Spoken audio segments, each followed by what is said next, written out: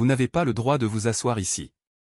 La voix, chargée d'un mépris glacial, déchira l'atmosphère feutrée du luxueux salon de restaurant, attirant des regards curieux et provoquant quelques ricanements dissimulés. La vieille dame, aux vêtements simples et usés, resta figée, sa main tremblante agrippée à son sac à main démodé. Le silence s'épaissit, personne n'osa intervenir. Puis, une jeune serveuse sortit de l'ombre et fit quelque chose d'inattendu. 1 heure plus tard, cette même serveuse serait frappée de stupeur lorsque le millionnaire, propriétaire des lieux, apparaîtrait soudainement, pâlissant à la vue de la vieille dame et l'appelant par son nom. Qui était cette femme? Et pourquoi un simple geste de bonté allait-il faire s'effondrer un empire d'arrogance en un instant? L'histoire commence maintenant. Et, la vieille, cet endroit n'est pas pour les gens de votre espèce. Le cri brutal fendit l'air saturé de l'odeur de l'argent et des parfums coûteux qui flottaient dans le restaurant Le Cygne d'Or. Sur la petite scène, le groupe de jazz s'interrompit brusquement, une note de saxophone restant suspendue dans l'air. Le tintement délicat des couverts en argent contre la porcelaine fine cessa net. Des dizaines de paires d'yeux, méticuleusement maquillés, se tournèrent à l'unisson depuis les tables VIP vers l'entrée. Monique sursauta violemment. Son corps âgé se contracta, se ratatinant comme une feuille morte face à une tempête imminente. Elle serra plus fort son cardigan de laine gris-cendre, un vêtement élimé au poignet, complètement anachronique au milieu de cet océan de robes de soirée scintillantes et de costumes impeccablement taillés. Stéphane, le directeur de service du soir au Cygne d'Or, s'avança à grandes enjambées. Son costume noir, ajusté à la perfection, exsudait une autorité factice et menaçante. Ses cheveux, gominés et luisants comme un miroir sous les lumières des lustres en cristal, semblaient être une armure. Le bruit sec de ses chaussures en cuir martelant le sol en marbre résonnait avec une régularité froide et dominatrice. Tac, tac, tac. Il s'arrêta, imposant, juste devant elle, lui barrant la vue et la lumière du salon principal. Son regard balaya la vieille dame de la tête à ses chaussures en toile maculées de boue, un regard de dégoût, celui d'un supérieur observant un déchet à éliminer. « Vous êtes sourde » siffla-t-il entre ses dents, se penchant vers elle. Son haleine mentholée, glaciale, la frappa au visage. « Je vous ai dit de partir. » Immédiatement. Il marqua une pause, savourant son pouvoir. « Vous contaminez l'air de nos clients de valeur. » Monique balbutia, sa gorge sèche comme le désert. Aucun son ne sortit. Elle essaya de se redresser, mais ses jambes tremblantes la trahirent. « J'attends. J'attends mon fils. » « Votre fils ?» Stéphane eut un rictus. Un sourire dédaigneux tordit ses lèvres. Il pencha la tête, désignant d'un doigt long et manucuré la porte de service menant aux cuisines. Que fait-il? La plonge ou le nettoyage des toilettes? L'entrée pour les gens de sa catégorie est dans la ruelle, à côté des poubelles. Ne vous trompez pas d'endroit. Le visage de Monique devint écarlate. Une chaleur cuisante, comme si elle venait de recevoir une gifle, lui monta aux joues. L'humiliation lui serra la poitrine, lui coupant le souffle. Elle baissa les yeux, fixant ses vieilles chaussures usées. « Il m'a donné rendez-vous ici » murmura-t-elle, sa voix brisée s'accrochant à un mince espoir. « Laurent m'a dit de l'attendre. » Laurent. Stéphane laissa échapper un rire bref et froid. « Il y a 10 employés qui s'appellent Laurent ici. Lequel cherchez-vous? Arrêtez votre comédie. Vous pensez pouvoir vous faufiler pour mendier auprès des clients ou voler quelque chose? » Il consulta sa montre, tapotant doucement le cadran de sa Rolex en or. 5 minutes. Je vous donne exactement 5 minutes pour disparaître de ma vue. Sinon, j'appellerai la sécurité pour qu'elle vous invite à sortir d'une manière beaucoup moins polie. Il tourna les talons, partant sans un regard pour la femme qui tremblait de tous ses membres. À quelques mètres de là, Chloé, une jeune serveuse, était pétrifiée. Elle flottait dans son uniforme un peu trop grand, ses yeux cernés par le manque de sommeil. Elle tenait un plateau d'argent chargé de cocktails colorés, mais son regard était rivé sur la vieille dame. Cette posture voûtée, ce tremblement incontrôlable, ses mains ridées agrippant le revers de son gilet. Sa grand-mère. L'image la frappa en plein cœur. Sa propre grand-mère, Marie, la seule famille qui lui restait, tremblait de la même manière à la maison, à cause de la faim, du froid, du besoin de médicaments. Marie aussi avait été chassée de la sorte, simplement à cause de sa pauvreté. Le cœur de Chloé se serra. Un conflit intérieur féroce éclata en elle. Rester silencieuse pour garder son travail et son maigre salaire, ou parler et tout risquer. Monique se mit à tousser de nouveau, une toux sèche et rauque. Elle porta une main à sa gorge, déglutissant avec difficulté. Elle avait soif, terriblement soif. Chloé ne put en supporter davantage. Clic. Elle posa fermement le plateau de cocktail sur une table de service. Le tintement des verres résonna. Peu importaient les règles. Peu importait Stéphane. Peu importait son emploi. Elle remplit un verre d'eau fraîche, y ajouta 2 glaçons, prit une profonde inspiration et se dirigea d'un pas décidé vers le coin sombre où la vieille dame s'était réfugiée. Madame. Sa voix était douce, légèrement tremblante, mais empreinte d'une chaleur sincère. Monique sursauta et leva la tête. Ses yeux embués, remplis de larmes, se posèrent sur la jeune inconnue. « Buvez, s'il vous plaît. » Chloé se pencha, lui offrant le verre d'eau avec le plus grand respect. « Buvez, cela vous calmera. » Monique fixa le verre d'eau. D'une main hésitante, elle s'avança. Ses doigts effilés touchèrent à peine la surface froide du verre. « Chloé !» Un rugissement éclata juste derrière elle. Stéphane surgit, tel un orage. Son visage était rouge de fureur, les veines de son cou saillantes. Il n'en croyait pas ses yeux. Une simple employée osait lui désobéir ouvertement. « Qui vous a donné la permission ?» Il arracha le verre des mains de Chloé avant que Monique ait pu le prendre. L'eau éclaboussa, trempant la manche de la vieille dame. « Ce n'est pas un refuge pour les pauvres ici !» hurla-t-il à Chloé, pointant un doigt accusateur sur son front. « Vous voulez être renvoyé ? Pour qui vous prenez-vous ? Retournez à votre poste immédiatement. » Chloé recula, le visage blême, mais ses yeux restaient fixés sur la vieille dame avec une infinie tristesse. Stéphane se tourna vers Monique. Son regard était cruel, dépourvu de toute humanité. « Et vous, vous n'êtes toujours pas parti ? Vous voulez que j'appelle la police pour harcèlement ? Déguerpissez. Maintenant. Je m'en vais. » Monique se leva, terrifiée, ses jambes flageolant. Elle faillit tomber. Elle se hâta de rassembler les pans de son gilet, baissant la tête le plus bas possible pour cacher les larmes d'humiliation qui coulaient sur ses joues. La douleur lui nouait la gorge. L'amertume emplissait sa bouche. Elle se retourna et se dirigea, abattue, vers la porte tournante. Sa petite silhouette fragile fut engloutie par le luxe et la splendeur qui l'entouraient. Avant de franchir la porte, ses lèvres sèches bougèrent, laissant tomber un nom dans le vide. Laurent. Dehors, le vent hurlait en rafales. À l'intérieur, une autre tempête était sur le point de se déchaîner, plus cruelle encore que la nuit d'hiver. Chloé allait-elle regretter son geste ? Et quel destin attendait cette jeune femme au grand cœur ? Mais qu'est-ce que vous fabriquez, Chloé ? Vous êtes devenue folle ? Siffla Stéphane, foudroyant du regard la jeune femme qui lui barrait maintenant le chemin. Il fut stupéfait une seconde.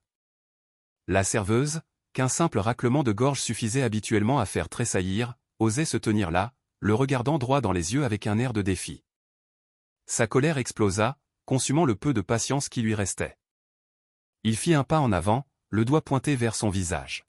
« Vous voulez jouer les héroïnes ? Le chevalier servant dans la vie réelle ? Très bien. » Il sourit avec mépris, un sourire tordu plein d'amertume. « Alors payez pour votre stupidité. L'argent pour le verre en cristal que vous venez de casser, l'argent pour l'eau minérale, et aussi l'argent pour le service rendu à cette vieille miséreuse. » Il tendit la main, paume vers le haut, exigeant. « Tout de suite. Sinon, je porte plainte pour dégradation de matériel. » Chloé était paralysée. Son cœur battait si fort qu'il lui faisait mal à la poitrine. Elle entendait le murmure des clients autour d'elle, leurs regards curieux comme des aiguilles qui lui piquaient la peau. Le téléphone dans la poche de son tablier vibra, frôlant sa cuisse. Une alerte de message d'urgence qu'elle avait spécialement configurée. Chloé sursauta. Elle baissa discrètement la main, jetant un coup d'œil rapide à l'écran qui s'était illuminé dans l'obscurité du pli de son tablier. Un message de Geneviève, sa voisine. « Rentre vite. Marie a encore fait un malaise. Elle a beaucoup de mal à respirer. » j'appelle une ambulance. Il demande une avance pour les frais d'hospitalisation. Le message fut comme un éclair de glace, la transperçant jusqu'aux entrailles. La respiration de Chloé se bloqua. Sa grand-mère, sa seule famille, était là-bas, à bout de souffle, à l'attendre. Elle avait besoin d'argent, de médicaments, d'elle. Chloé serra sa main moite de sueur froide. Elle avait besoin de ce travail, plus que jamais. Elle avait besoin de chaque centime, de chaque billet froissé pour sauver la vie de sa grand-mère. Si elle affrontait Stéphane maintenant, elle perdrait tout. Pas de salaire, pas de prime, pas d'avenir. La raison lui hurlait dans sa tête. Recule, Chloé, excuse-toi. Mets-toi à genoux s'il le faut. Ta grand-mère est plus importante que ta fierté. Mais à cet instant, une main âgée et tremblante s'agrippa doucement au revers de son uniforme, dans son dos. Le sanglot étouffé de Monique résonna, faible et rempli de peur. Non, ma petite, laissez. Laissez-moi partir. Ce contact, ce tremblement. C'était exactement comme sa grand-mère s'accrochant à sa main chaque fois qu'un malaise la prenait. Chloé ferma les yeux. Une seconde passa, longue comme un siècle. L'image de sa grand-mère malade à la maison se superposa à celle de cette vieille dame inconnue en train d'être humiliée. Deux personnes partageant la même douleur de la vieillesse et de la vulnérabilité. Si je me détourne maintenant, si je la laisse être jetée à la rue comme un déchet, à quoi servira l'argent que je gagnerai? Je ne me le pardonnerai jamais. Chloé rouvrit les yeux. La peur était toujours là, mais son regard était devenu aussi ferme qu'un roc. Elle plongea la main au fond de la poche de son tablier. Ses doigts rencontrèrent une poignée de pièces et de billets froissés, sentant la sueur, les pourboires d'une semaine entière passés à courir entre les tables. L'argent pour les médicaments de sa grand-mère, l'argent pour la nourriture du mois prochain. Elle serra le tout fermement. Ploc. Elle jeta la poignée d'argent sur la surface froide en marbre de la table, juste à côté des éclats de verre. Voilà votre argent, dit Chloé, sa voix claire et tranchante, coupant la musique d'ambiance. L'argent pour le verre d'eau, l'argent pour le verre cassé, et l'argent pour votre service écœurant. Stéphane resta bouche bée, fixant le tas de monnaie et de billets froissés sur la table luxueuse. Chloé n'attendit pas sa réaction. Elle se retourna et prit doucement Monique par l'épaule. « Madame, venez avec moi. » Elle entraîna Monique rapidement hors du hall, la tête haute, passant devant Stéphane, immobile comme une statue. Elle ignora les murmures et les regards des riches clients. Elles franchirent la porte principale. Le vent froid les fouetta. La bruine tombait toujours sur la rue élégante d'un quartier chic, trempant le fin uniforme de Chloé. Monique se recroquevilla sur le trottoir, les lèvres violettes de froid et de choc. Chloé regarda autour d'elle, cherchant une solution. Elle plongea la main dans son soutien-gorge et en sortit un billet soigneusement plié, la plus grosse coupure, sa dernière réserve d'urgence pour sa grand-mère. Elle courut au bord de la route, agitant frénétiquement la main pour héler un taxi. « Taxi, s'il vous plaît. » La voiture s'arrêta, éclaboussant de l'eau sale. Chloé ouvrit la portière, aidant Monique à s'installer sur la banquette arrière. La chaleur du chauffage contrastait avec la froideur des cœurs à l'intérieur du restaurant. « Tenez. » Chloé glissa le billet froissé dans la main glacée de la vieille dame. Elle lui serra la main, son regard suppliant. « Rentrez chez vous en sécurité. Ne revenez pas ici. Il ne mérite pas votre peine. » Monique regarda le billet, puis le visage inquiet de la jeune femme. Les larmes jaillirent. « Merci, ma petite, sanglota-t-elle. Si vous n'aviez pas été là. Je ne sais pas ce que j'aurais fait. Partez, s'il vous plaît, dit Chloé avec un sourire triste mais chaud. Que Dieu vous protège. Elle ferma la portière. Le taxi démarra, se fondant dans le trafic. Les feux arrière rouges disparurent dans la pluie. Chloé resta seule sur le trottoir trempé. Le vent s'infiltrait dans son uniforme, la glaçant jusqu'aux os. Elle frissonna. Le vrai froid venait de commencer. Ses poches étaient vides, son avenir incertain. Sa grand-mère attendait l'argent pour l'hôpital, et à l'intérieur, Stéphane l'attendait avec une sanction cruelle. Elle prit une profonde inspiration et se retourna pour retourner vers la porte. C'est à ce moment qu'un éclair de phare l'aveugla. Une berline de luxe allemande, noire et brillante, s'arrêta brusquement devant l'entrée. La portière s'ouvrit. Une paire de chaussures en cuir italien très cher marcha sans hésiter dans une flaque d'eau. Laurent Dubois, le propriétaire de la chaîne de restaurants Le Cygne d'Or, sortit de la voiture. Son visage était beau mais marqué par la fatigue. Après une réunion de 6 heures, il leva la tête, avec l'intention de vérifier si sa mère était arrivée, et il la vit. Chloé, debout sur le seuil, lui barrant le passage. Trempée, les cheveux en désordre, l'air hébété.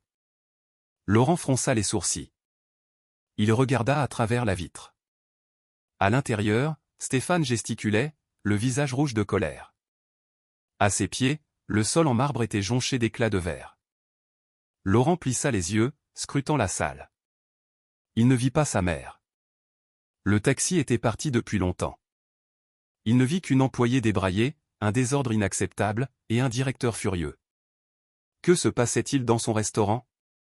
Laurent entra rapidement, bousculant Chloé comme si elle était un obstacle invisible. Il amenait avec lui l'air froid et la pression d'une tempête imminente. À l'intérieur, Stéphane vit Laurent. Ses yeux s'illuminèrent. Une lueur malveillante apparut dans son esprit. La peur fit place au triomphe du lâche qui a trouvé un bouc émissaire. Il se hâta de rajuster sa cravate et se dirigea vers son patron, prenant un air de victime. Chloé se retourna, faisant face au large dos de Laurent. Elle n'eut pas le temps de dire quoi que ce soit. Elle ignorait que cet homme puissant était le fils de la femme qu'elle venait d'aider. Elle savait seulement qu'il était le propriétaire et que son destin fragile, ainsi que la vie de sa grand-mère, était entre ses mains. Stéphane se précipita, s'interposant. « Monsieur Dubois, Dieu merci vous êtes là !» s'écria-t-il en montrant les débris. Une catastrophe. Elle est devenue folle. Elle a jeté le plateau de boissons, abandonné les clients VIP pour courir après une salle mendiante. Laurent fronça les sourcils, son regard froid balayant la flaque de vin sur le marbre. Il dépassa Stéphane et se dirigea vers Chloé. « Venez ici », ordonna-t-il d'une voix grave et sans appel. Chloé s'approcha, l'eau de pluie dégoulinant de ses cheveux. Elle se tenait là, désemparée au milieu du luxe. Laurent la toisa. « Regardez-vous », dit-il avec mépris. « Où vous croyez-vous ? Au marché aux poissons ?» Chloé serra les lèvres. « Monsieur, je voulais juste. »« Taisez-vous » hurla Laurent. Il s'approcha. L'odeur de son parfum cher écrasa l'odeur de pluie froide qu'elle dégageait. « Je ne vous paie pas pour faire la charité. Je vous paie pour servir les gens qui ont de l'argent. Vous comprenez la différence ? » Il montra la porte. « Le genre de personne que vous venez de suivre ne m'apporte aucune valeur. Et vous, dans cet état, vous n'avez aucune valeur non plus. » Mais c'est une personne, tenta Chloé, la voix tremblante. Laurent eut un rire glacial. « Une personne ? Laissez-moi vous donner une leçon sur les personnes, Chloé. Ici, les gens sont évalués à la taille de leur portefeuille. Vous vous croyez noble ? Non, vous êtes juste une idiote qui salit mon sol avec son hypocrisie bon marché. » Stéphane, à côté, sourit triomphalement.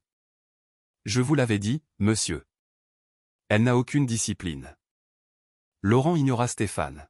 « Regardez ce verre cassé, » dit-il en montrant les fragments. « Sa valeur est supérieure à votre dignité. Qui va payer pour ça ? Cette vieille déguenillée ? Ou vous ? » Il sortit un foulard en soie de sa poche, essuya quelques gouttes de pluie qui avaient éclaboussé sa manche, puis le jeta par terre. « Vous polluez l'atmosphère. Vous faites honte à ma marque. » Sa voix devint tranchante. « Je n'ai pas besoin d'employés qui agissent avec leur cœur. J'ai besoin de machines qui obéissent. Et vous, vous êtes défectueuse. » Le visage de Chloé devint livide. Chaque mot était une épingle. Elle avait utilisé tout son argent pour aider quelqu'un et maintenant, on la piétinait. « Je suis désolée » murmura-t-elle. Ses yeux brûlaient, mais elle garda la tête haute. « Ne vous excusez pas » dit Laurent avec dégoût. « Partez. Immédiatement. Et n'espérez pas recevoir un centime de salaire ce mois-ci. Considérez ça comme une compensation pour votre stupidité. » Chloé le fixa. Lentement, elle retira son tablier trempé, le plia et le posa sur la table, à côté du tas de pièces qu'elle avait laissées. Une chose que Laurent, dans sa colère, n'avait même pas vue. Au revoir, monsieur. Elle tourna le dos et se dirigea vers la porte de service, le dos droit malgré ses épaules tremblantes. Laurent la suivit du regard jusqu'à ce qu'elle disparaisse.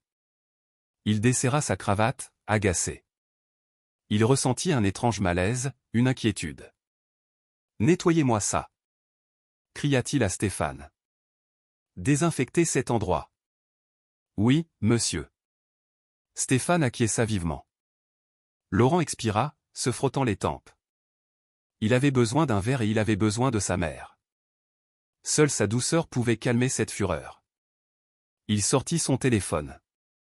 20h20. Sa mère n'était toujours pas arrivée. Étrange.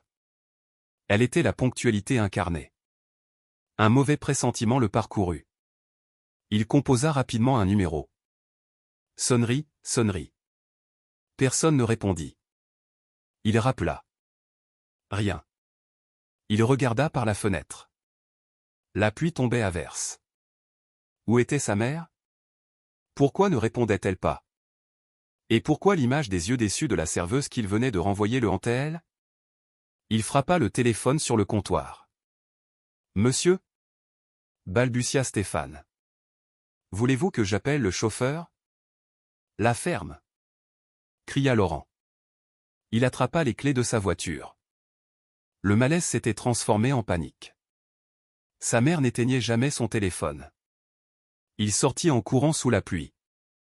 Le vent lui fouetta le visage, mais il ne sentait que le feu dans ses entrailles. Il sauta dans sa berline de luxe. Le moteur rugit.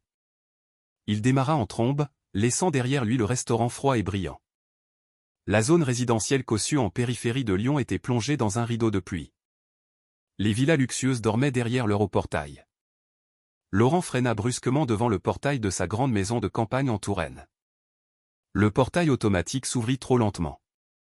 Il gara la voiture n'importe comment et courut à l'intérieur. « Maman !» Son cri résonna dans le hall immense. Pas de réponse. Juste le tic-tac de l'horloge. Il courut au salon, à la cuisine. Personne. Son cœur s'emballa. Il monta les escaliers 4 à 4 vers la chambre de sa mère.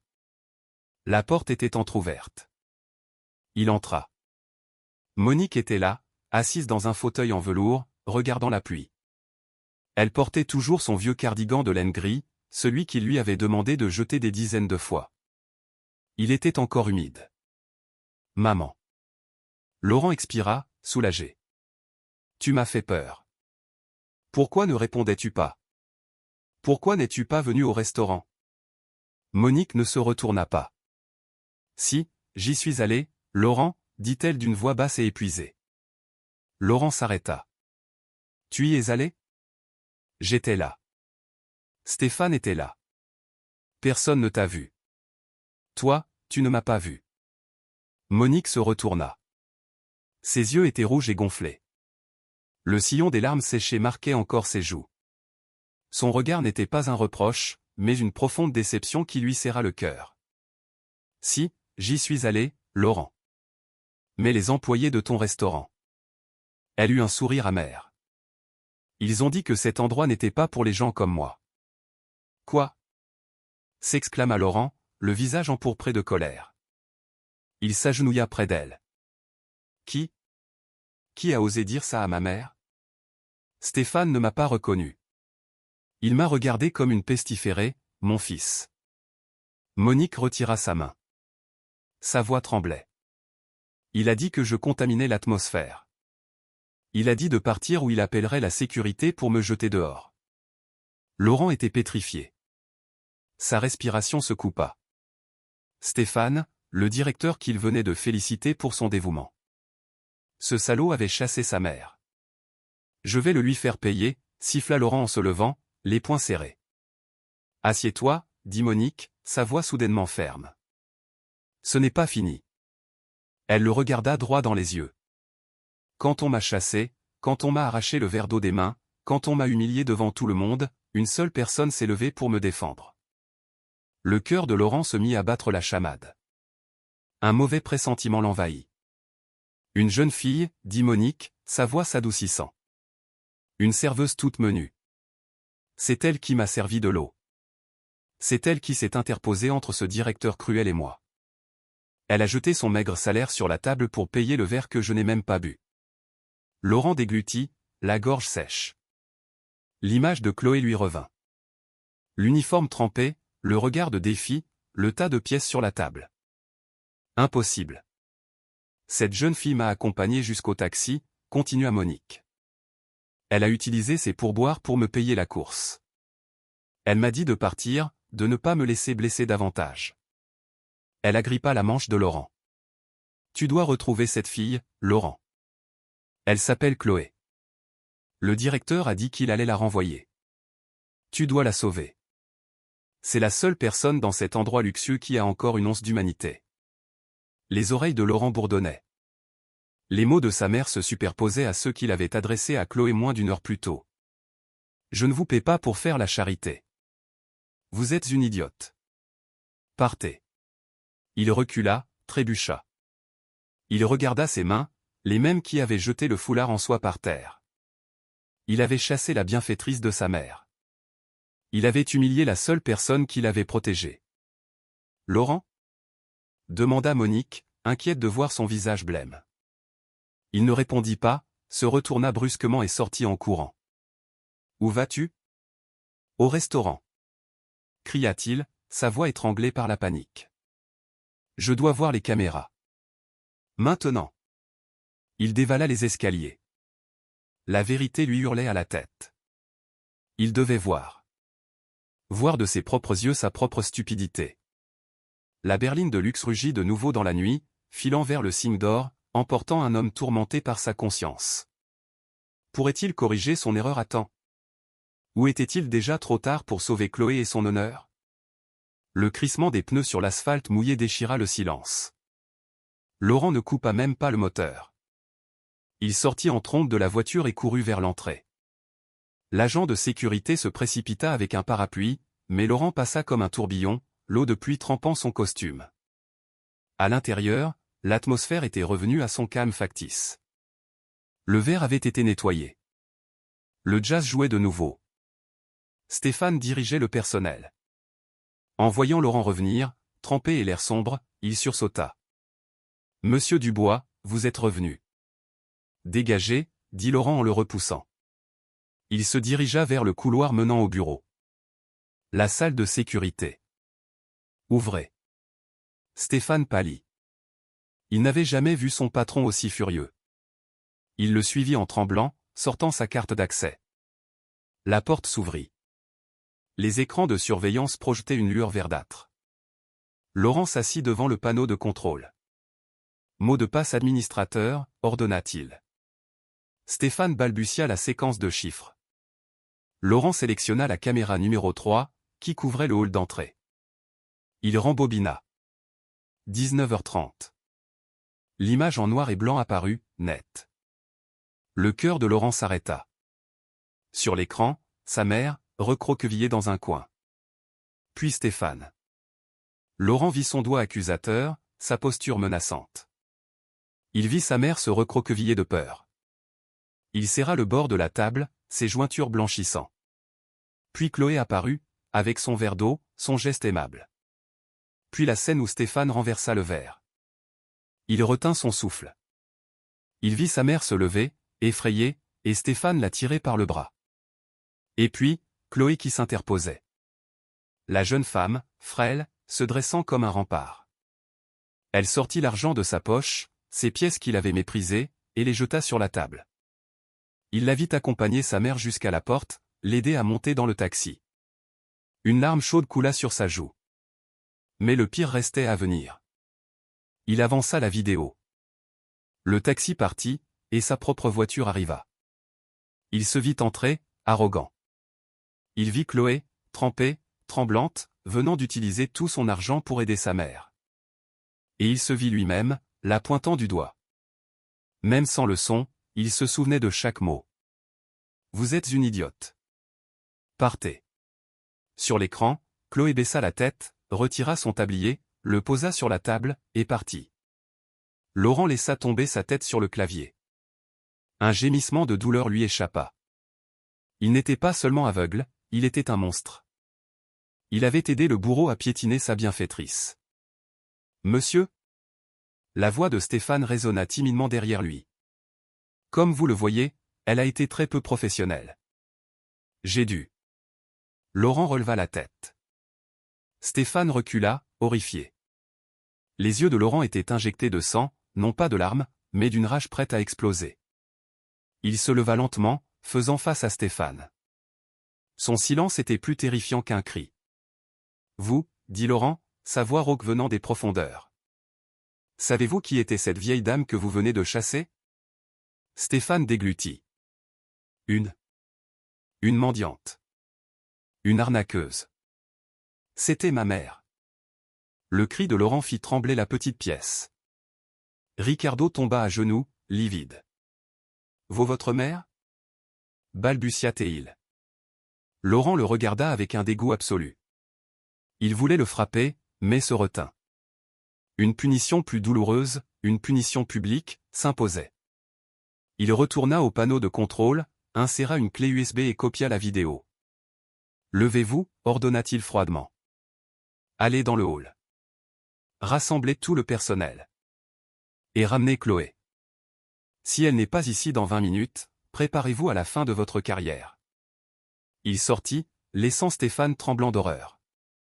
Il se dirigea vers le hall principal. La fête était sur le point de se terminer. Le rideau de l'hypocrisie allait tomber. Coupez la musique. Le cri de Laurent résonna dans le salon. L'orchestre se tut. Un silence absolu s'installa. Tous les regards se tournèrent vers lui. Il se tenait au centre, trempé, les cheveux en désordre, les yeux injectés de sang. Il se dirigea vers le pupitre de contrôle du système de sonorisation et du grand écran. D'une main ferme, il inséra la clé USB. Stéphane arriva en titubant, suivi de 2 gardes qui ramenaient Chloé. Elle semblait pitoyable, effrayée, pensant qu'on l'avait ramenée pour la punir davantage. Mettez-vous là, ordonna Laurent en les désignant tous les 2. Il se tourna vers les invités. Pardonnez l'interruption, dit-il dans le micro, sa voix grave et froide. Mais il y a quelque chose de spécial que le Signe d'Or souhaite vous servir ce soir. Ça s'appelle la vérité.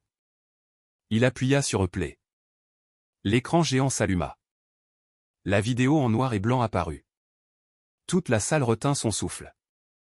Ils virent Monique, recroquevillée. Ils virent Stéphane, le directeur toujours si courtois, la menaçant avec une brutalité féroce. Ils le virent renverser le verre d'eau. Des murmures s'élevèrent. Puis, l'image de Chloé apparut, la jeune femme qui s'était interposée, qui avait payé de sa propre poche, qui avait accompagné la vieille dame avec une gentillesse qu'aucun des riches présents n'avait montrée. Et enfin, la scène où Laurent lui-même entrait et la renvoyait. La vidéo se termina. Le silence était maintenant lourd de honte. Laurent descendit de l'estrade et se dirigea vers Stéphane, qui s'était effondré au sol. Monsieur Stéphane, la voix de Laurent résonna. Vous souvenez-vous de la règle numéro 1 du Signe d'Or? Stéphane ne put répondre. C'est le respect. Et vous l'avez piétiné. Vous avez jeté une vieille dame à la rue par une nuit de pluie. Vous avez humilié la dignité d'une personne. Il se pencha. Et cette femme, c'est ma mère. La phrase tomba comme une bombe. Vous êtes renvoyé, dit Laurent froidement. Partez. Et priez pour que mes avocats soient cléments concernant les irrégularités financières que je m'apprête à découvrir. Les gardes emmenèrent Stéphane, dont les supplications se perdirent derrière la porte. Laurent se tourna vers Chloé. Elle était toujours contre le mur, tremblante, le regard perdu. Sa mère. Cette vieille dame était sa mère. Il fit un pas en avant. Puis, à la stupéfaction de tous, Laurent s'agenouilla sur un genou. Il leva les yeux vers la jeune femme. Chloé, sa voix se brisa. J'ai été aveugle. J'ai humilié ma bienfaitrice. Vous nous avez donné une leçon à tous. La classe n'est pas dans le costume ou le portefeuille. Elle est ici. Il posa une main sur son cœur. S'il vous plaît, pardonnez ma stupidité. Chloé était abasourdie. Des larmes coulèrent sur ses joues. L'homme le plus puissant de la pièce était à genoux devant elle. Laurent se releva. Il se tourna vers la foule. Chers invités, vous avez vu le manque de compassion qui s'est déroulé sous vos yeux, et personne n'a rien dit. Si vous êtes mal à l'aise, vous pouvez partir sans payer. Le signe d'or ferme pour ce soir. Nous avons besoin de nous rénover. De nous purger de l'indifférence. Il se tourna vers Chloé. Chloé, je sais que je n'ai aucun droit de vous demander de rester. Mais s'il vous plaît, donnez-moi une chance de me racheter. Non pas en tant que patron, mais en tant que fils de la femme que vous avez aidée. Vous ne serez plus serveuse. J'ai besoin de quelqu'un avec un cœur comme le vôtre pour me superviser. Pour superviser cet endroit. Acceptez-vous? Chloé le regarda. Son téléphone vibra de nouveau. Un nouveau message de l'hôpital. Elle regarda l'écran, puis Laurent. Une décision qui allait changer sa vie. L'écran du téléphone brillait, hôpital Saint-Martin. Alerte. Le compte de la patiente Marie est épuisé. Veuillez verser 5 000 € avant 21 h pour maintenir l'équipement d'assistance respiratoire. 5 000 €. Maintenant. Chloé leva les yeux. Devant elle, Laurent Dubois attendait. Elle prit une profonde inspiration. Je n'ai pas de diplôme, monsieur. Je n'ai fait que le lycée. Je ne connais rien à la gestion. Je n'ai pas besoin d'un diplôme, dit Laurent. J'ai des dizaines de diplômés qui travaillent pour moi, et ils viennent de laisser ma mère se faire jeter dehors. Ce dont j'ai besoin, c'est ce que vous avez, du caractère. Il se rapprocha. Un salaire de départ 5 fois supérieur au vôtre. Une assurance maladie complète pour vous et votre famille.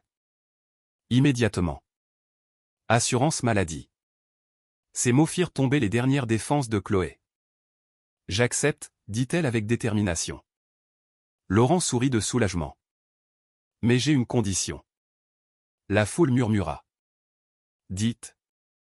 Vous devez apprendre à dire s'il vous plaît. Et vous devez vous rappeler que derrière chaque uniforme, il y a un être humain.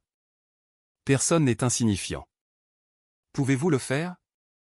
Laurent fut stupéfait un instant. Il hocha la tête, sincèrement. Je le promets. J'apprendrai. S'il vous plaît, aidez-moi. Il tendit de nouveau la main. Cette fois, Chloé la prit. Boum, boum, boum. On frappa violemment à la porte. Ouvrez, police. 2 agents entrèrent, et derrière eux, Stéphane. C'est lui. Arrêtez-le. Il m'a renvoyé illégalement. Il séquestre les clients. Laurent lâcha la main de Chloé, son visage se durcissant. Il fit un pas en avant. Que se passe-t-il, officier? Nous avons reçu une plainte pour trouble à l'ordre public et licenciement abusif. Laurent sortit une carte de visite. Je suis Laurent Dubois, le propriétaire. J'exerce mon droit de gestion. Si vous voulez des preuves, regardez l'écran. Cet homme a eu un comportement inapproprié avec ma propre mère. J'ai les vidéos et je suis prêt à porter plainte pour diffamation. L'officier regarda l'écran, puis Stéphane qui tremblait. Votre mère? Exactement.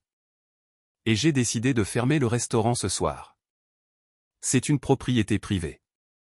L'officier se tourna vers Stéphane. Vous avez fait un faux signalement. Veuillez nous accompagner au poste.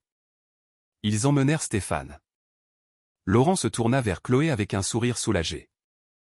Voilà. Maintenant nous pouvons. Rigne, rigne, rigne. Le téléphone de Chloé sonna. Son visage passa du rose au blanc. Allô? De l'autre côté, une voix d'urgentiste. Êtes-vous la famille de la patiente Marie? Elle vient de présenter des symptômes inquiétants. Nous essayons de la stabiliser. Vous devez venir immédiatement. Le téléphone lui glissa des mains. Le monde s'effondra autour d'elle. Chloé! Laurent la secoua. Qu'est-ce qui se passe? Ma grand-mère. Sanglota TL. Elle est très mal. Laurent n'en demanda pas plus. On y va. Cria-t-il en la tirant vers la porte. Ma voiture est juste devant. On y va maintenant. Ils se précipitèrent dans la nuit, non plus un patron et une employée, mais 2 personnes courant pour sauver une vie. Le moteur de la berline de luxe rugit. À l'intérieur, la tension était palpable. Chloé tremblait, murmurant des prières. « Plus vite, s'il vous plaît. » Laurent ne répondit pas, le pied au plancher. Il prit son téléphone. « Allô, docteur Moreau ? Je suis en route pour l'hôpital Saint-Martin. La patiente Marie a besoin d'une assistance cardiaque urgente. Je veux que vous soyez là.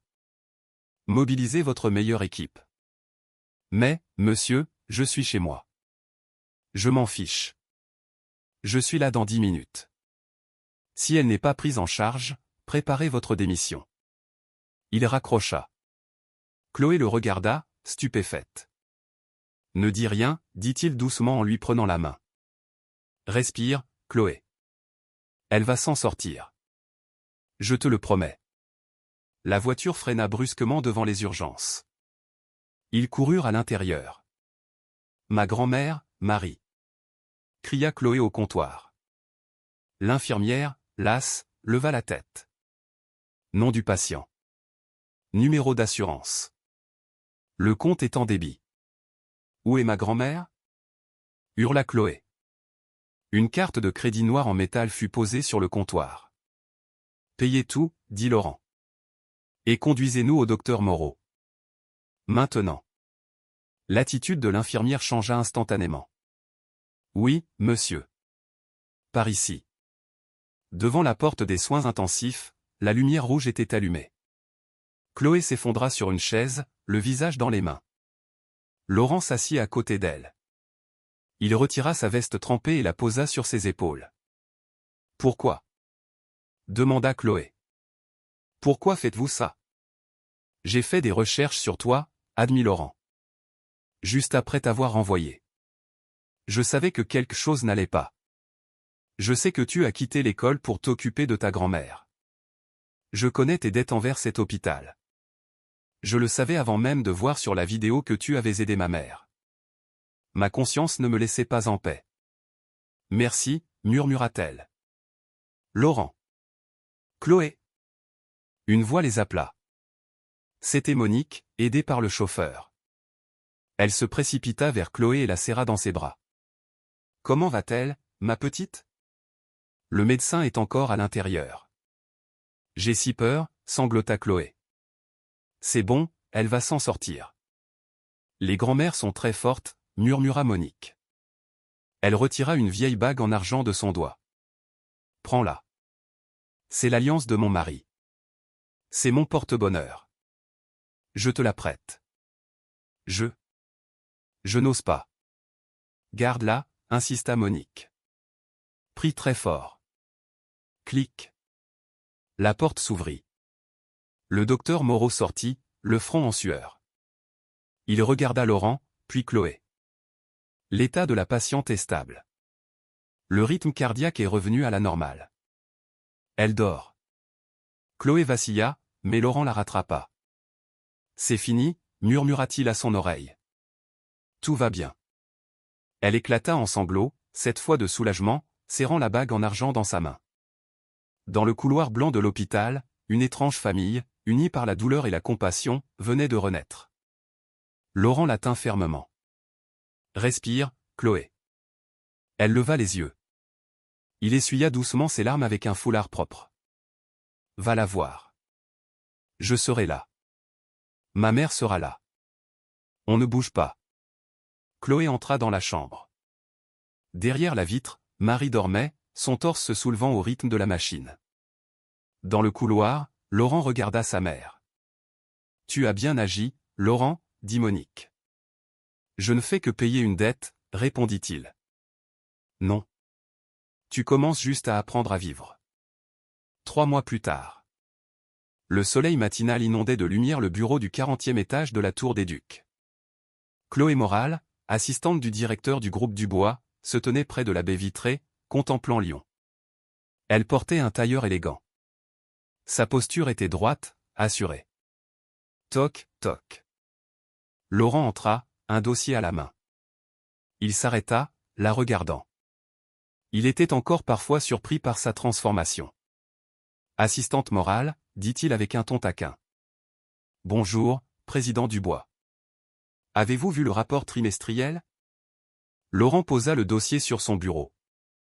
L'indice de satisfaction client a augmenté de 40% depuis que vous avez mis en place le service avec le cœur.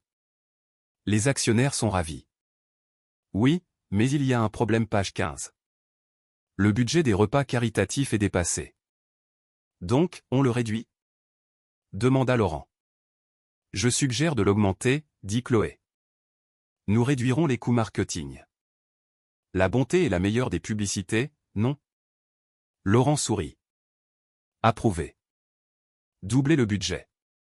Ah, Chloé, pourriez-vous me donner le rapport du projet Fondation Monique et Marie pour ma mère? Chloé croisa les bras et haussa un sourcil en le fixant. Il se frappa le front. S'il vous plaît, dit-il en articulant chaque mot. S'il vous plaît, mademoiselle Chloé, pourriez-vous me donner ce rapport? Elle sourit et le lui tendit. Voilà, Laurent. Et merci. Pourquoi? D'avoir tenu votre promesse. Leurs doigts se frôlèrent. Allons-y, dit-il doucement. Nos mères nous attendent en bas. Aéroport privé de Lyon-Bron. Le jet privé attendait sur la piste. Monique et Marie, la grand-mère de Chloé, beaucoup plus en forme, attendaient dans leurs fauteuils roulants électriques.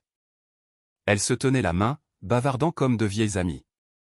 Tu dois goûter le gâteau de Savoie dans ce charmant village en Auvergne, Marie, disait Monique.